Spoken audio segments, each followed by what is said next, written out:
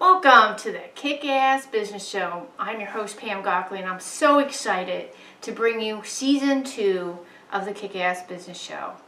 The Kick-Ass Business Show is for business people, it's about business people, and we talk about the struggles and we talk about how to celebrate as a small business owner. So we do have some slots available for season 2, so if you're interested, please let us know and contact us.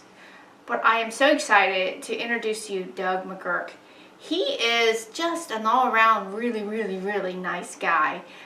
He is a vice president of a addictions facility, but he's also a leadership expert, and he works a lot on communication. So I look forward to you seeing this, and I'll talk to you on the other side.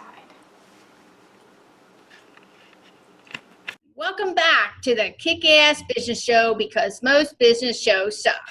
I'm your host, Pam Gockley, and we're doing the show for business owners who feel like they're on a desert island, or they feel like they're experiencing things in business with no one else is experiencing.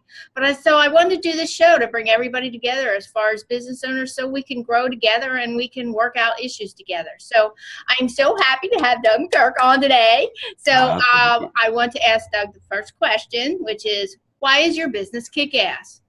Great question, and what a wonderful presupposition in the question that the business does kick ass. So I'm blessed I have two things happening right now, and for some people, they may be experiencing this as well. I'm what you would call an intrapreneur.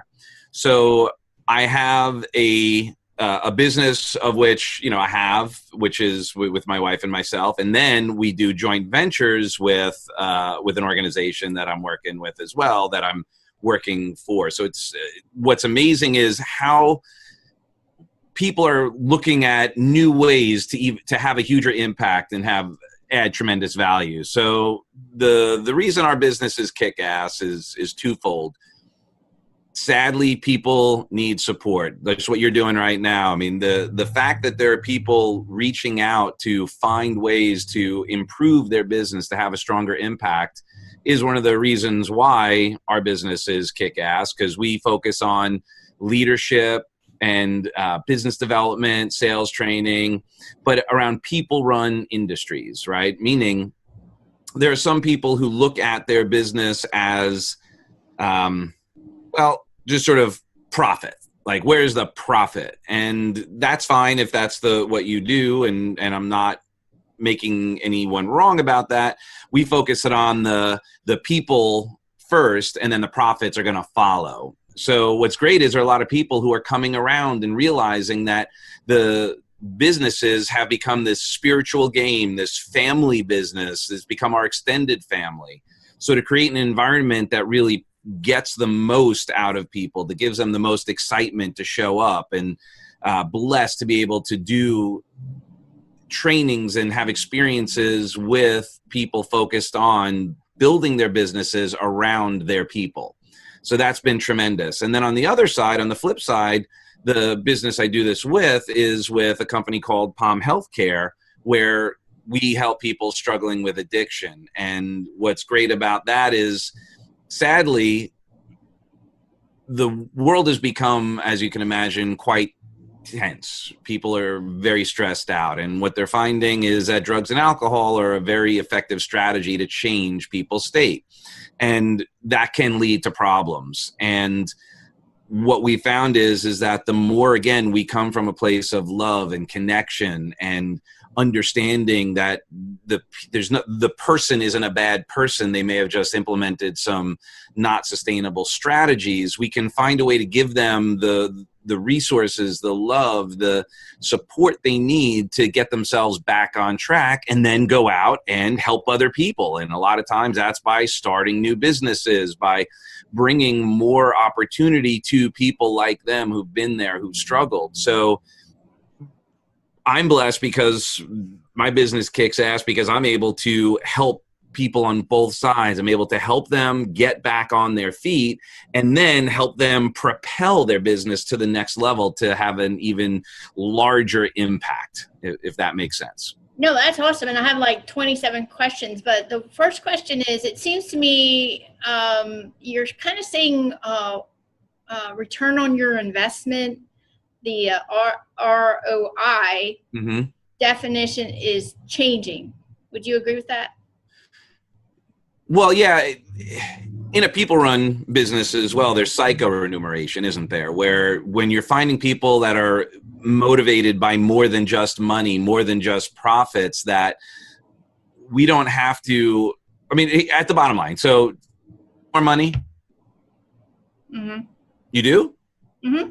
You want little pieces of green paper with deceased people on them? Yes, I do, Doug. Is that really what you want? Or is it what you want that money can provide? It's what that money means to you. What are you going to experience with that money? Right. So then now by understanding that, I can work with organizations to help them create this extraordinary environment when they understand that money is just one of the motivators. But if you understand what's behind all of that, then we get the intrinsic motivation going, which is much more sustainable. And that's how you create raving fans within your business, your internal customers. And then, of course, by having raving fan internal customers, you then will, by proxy, have raving fan external customers. So my focus is to help organizations. What we do here with not only our internal and our external customers is to create that environment such that people are investing in themselves, or we're investing in our people, so that they're creating such tremendous value that everybody wins.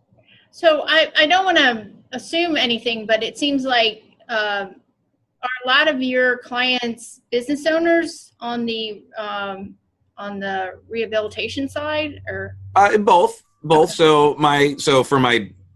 For revolutionary growth, I work with C-suite executives and so forth, like to help them create the culture in their organization. Then our clients are any range of clients. They're people at all levels. We have an executive track where we help them move forward, but the longer game is those people who may have lost everything, they're starting over, can then start a business when they leave. Because people who, I mean, if you think about it, sometimes there are people who maybe struggled with addiction and created some terrible situations, whether it be felonies or that kind of thing. And they may have a difficult time getting a standard job with a huge career path, which gives them the opportunity to really focus on starting a business to help other people. So then long-term, they become clients down the road, because now I can help them utilize the same technology that helped them create an extraordinary life for themselves to now help them build an extraordinary life for others within their business. So are you finding among your C-suite clients, is there like a common thread or common issue that you're seeing? Is there a trend in what's happening? Well, one of the things that I found is some of them have found that something worked, and then they think since that worked, then they just keep doing that. So as an example, like marketing, if you were doing direct mail marketing 10, 15, 20 years ago, you probably did pretty well. You got a great experience with that. You probably brought in some great clientele. Well, this thing called the internet came along and sort of changed everything. And my mom still struggles with getting on the internet, and doing email and that kind of thing. But if you look at how technology has changed now, it used to be, well, you just get an email address and then you start pounding the emails. Well, that's not necessarily working. So, what I found is the speed at which some of these C-suites are functioning at. So that's where they may sort of struggle, where they've got to break free of the old mindset that worked. Right. And they have to try something new, because what worked then is, technology is changing so fast, and that's a real challenge. It's about building that relationship. And then the other thing is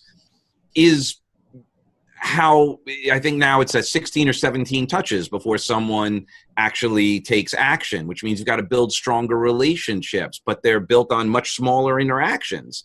So it's really all psychology. It's mindset shifts that I find has been the fundamental of the conversations, to open them up to be able to take those new actions that may have been alien to them at one point.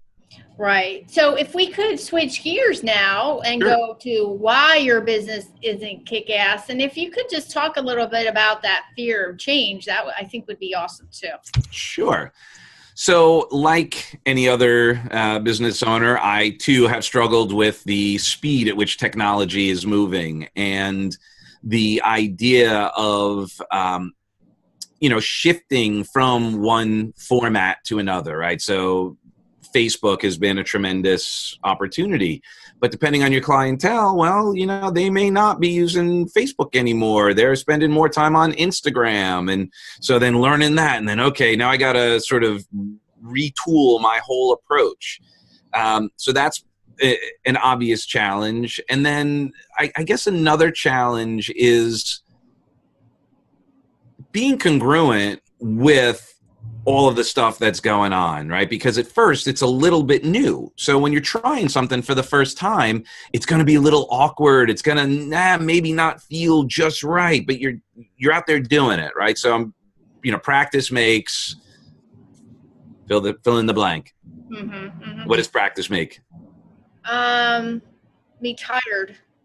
Okay, but what's the saying that we're used to hearing? Practice makes you perfect. Right. Well, here's the challenge. Practice makes permanent.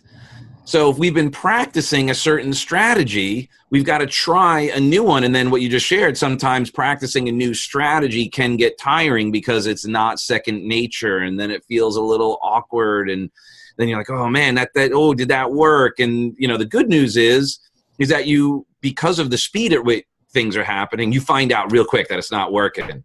The bad news is you find out real quick that it's not working. So then you have to adjust real quick. And that, again, depending on some of the timelines that you've got in place can also create some barriers. So do you have any comment on your competition? Is that a problem? So it can be. So great question. In my personal development stuff, like the leadership and all that and the breakthrough things that I do, the competition is fierce. Almost everybody is a coach. Almost everybody has some sort of leadership program and that kind of thing. The world I live in, I came from the Tony Robbins world. I worked with Tony for many years, and that can get sort of a thing where you think everybody knows what you're talking about, meaning they've been through certain, practices and that kind of thing. So it's how do you separate yourself and at the same time still align with, I would never put anybody down anyway, but how do you say how you're different? And then in the treatment world, we also have similar challenges where there's down here in South Florida, there's tons of competition. And then some of the other challenges is a misunderstanding about addiction, that there's a stigma attached to it. And helping people get around that has also been an interesting challenge, as well as how do you separate yourself from the pack, because there are so many opportunities available for leadership development, training, seminars, breakthroughs. I mean, now Tony's our neighbor. He lives right up the road. So, there's another level of competition there because now he does 3 events right up the road. So it can, have an interesting dynamic in the way you present yourself as unique, as special, as, what are the benefits of working with me or with Palm Healthcare versus another facility. And we would never talk bad about anybody because everyone has something to offer. It's finding your tribe, finding the people that you connect with or that we connect with, that, I connect with, that who are going to really get what it is that we're doing and be confident and okay with that. Because not everybody's going to be for every opportunity. So just one last question. This is kind of not on your list, but it's okay. I'm thinking you can handle it. So what is your opinion about partnering with other folks to build a more unified or a network that can provide even more services that you can alone? What's your opinion on that? I am a huge fan of that. I don't necessarily support, I believe in healthy competition. And at the same time, I'm a huge fan of collaboration. I believe strongly that there are people with strengths that I don't have. I have certain strengths, but I will always and very happily bring someone in to add their magic, to add their talents, because it would be a disservice for me to think that I was a master of everything. I remember many years ago, I remember looking at an ad when I was my prior career was in music, and there was a person who put an ad in one of the local music papers, and it said specializes in jazz, hip hop, funk, rock, classical, dance, electro. I mean, he just went on, and I'm like, how is this a specialty? This isn't a specialization for anything. So one of the things I learned as a music producer was hiring the right people for the right opportunity, and that actually creates a much more powerful impact, and it supports everybody. Because if you come from an abundance mindset, we'll very happily bring someone on to bring their level of expertise so that we all win. Okay, good. And thank you for that question. I was actually just really curious. It's slightly out of the format, but it's our show. We can do whatever we want. So, which makes it awesome. So, amen. I want to thank you for your time, and I would love to give you just, whatever time you want to take to pass on words of wisdom for a struggling business or someone that you want to inspire. So, please take this time. Great. Thank you.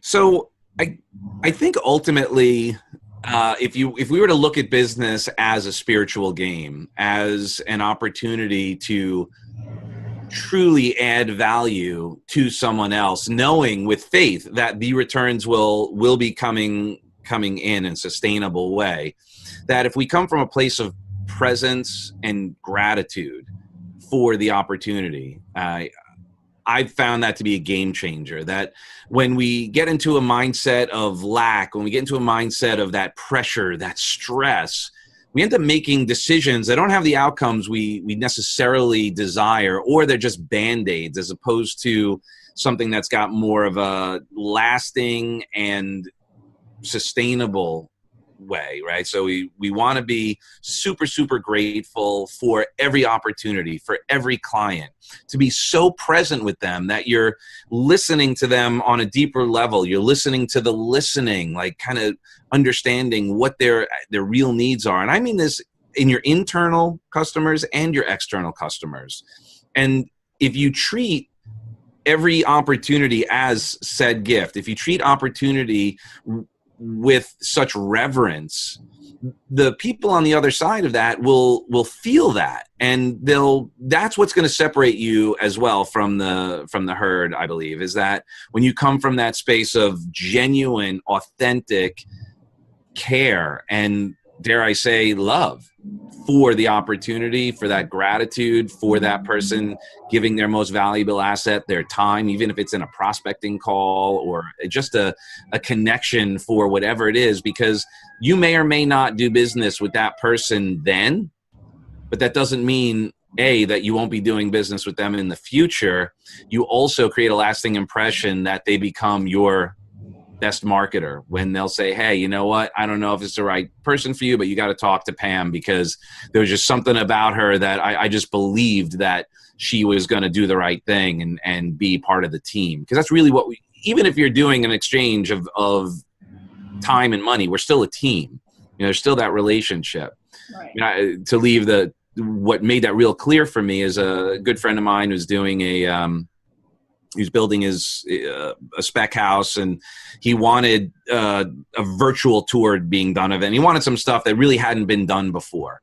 And he said to me, he goes, I would much rather work with somebody who was willing to just figure it out and was honest and authentic and was like, I'm not really sure how I'm going to do this, but I'm going to figure it out. Like, I'm excited for this opportunity. And if he felt like that gratitude and that excitement and that enthusiasm, even though the person may not have been 100%, he'd much rather that than someone who's so overly confident that basically says, yeah, they'll do anything. And it's that it made him feel like, I'm not sure. His experience has shown him that someone too overconfident was not able to truly deliver what he needed because that connection wasn't there. So I would say, connect first with confidence, but your connection, your appreciation, your gratitude first. And of course, the confidence is not overconfidence, but a confidence of like, we'll figure it out. I'm 100% sure that we'll make this happen. Wow, that was awesome. And if you need to, I'm going to listen to this again because that was really good. So make sure you rewind that on YouTube when you watch the show, because you really need to hear that at least twice. That's just my opinion. So gratitude and authentic people, that's awesome. So I want to thank Doug for being with me today on the Kick-Ass Business Show. At the end of the video, we will have his contact information up, and please feel free to contact him. And don't forget to tell him you saw him on the Kick-Ass Business Show. Thanks so much. This is what we came in for.